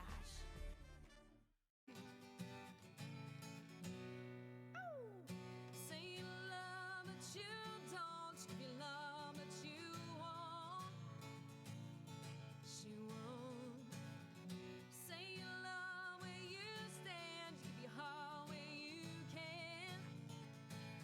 If you could only see the way she loves me, maybe you would understand why I feel this way about our love. What I must do. If you could only see how blue her eyes can be when she says she loves me. Oh my gosh, so many friends just came in. Welcome everybody, Bole and Dark Native. Thank you for the raids. Good friends of ours. Guys, please give Bole and Dark Native Voice a follow. That's Dark Native's new channel. Dark Native, what are you doing on the Dark Native Voice channel? It says, I had to create a second channel for my education and awareness streams so I can save VODs. Cool, Dark Native. Well, thank you so much again for everything you do to educate the community about important issues for Indigenous peoples. And Bole, thank you for everything you do to bring the rock and roll to Twitch. Bole is an amazing musician and singer. And welcome in. Hi, Huge. Hi, Scissorman. Brenda, thank you for 4 gift subs, dear Brenda. Get a song request in there if you'd like. And hello. And BDS is BDE. Thank you for the follow. And Fancy Philippe Flop, thank you for the follow. Oh, you can't save any VODs on that. Wow. I didn't realize that, Dark Native. Well, congrats on having a second channel now. And yeah. Let us know, Raiders, if you'd like a song request. These are my friends, says Brenda. Absolutely. Well, welcome in Dianis de Chile, Dragoncore, Ariel, Adriana, Maria Flaubert. Oh my my gosh, another one. Thank you, Brenda. 5 gift subs. Thank you so much. Well, feel free to get a song request in there. And welcome in, everybody. Bienvenidos. I'm Mandy Prater. I'm a musician from Austin, Texas. And these wonderful people here in the chat are the Mandalorians. So please feel welcome to check out the song list and request a song if you like.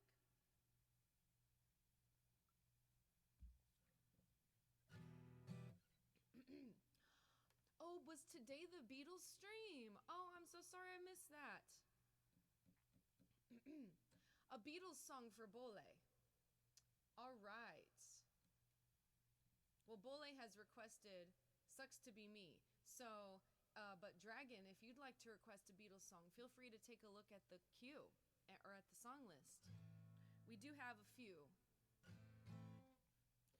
Ann Arborite just resubscribed at tier 3 for the 35th month.